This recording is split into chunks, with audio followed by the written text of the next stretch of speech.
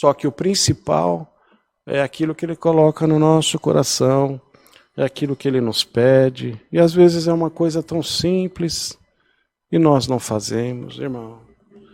Peçamos ao Senhor que Ele seja, aleluia, livre, que Ele liberte-nos e Ele tenha liberdade para atuar na nossa vida, para que Ele nos livre dos pensamentos que nos atrapalham de melhor fazer a vontade de Deus, para que o Senhor possa nos guardar, aleluia, daquele espírito de frieza que nos toma, daquele espírito bendito seja o Senhor, de nós ocultarmos em nós aquilo que o Senhor requer de cada um de nós, daquilo, aleluia, que o Senhor às vezes pede para nós e é tão simples de nós fazermos, irmãos, e nós muitas vezes não fazemos.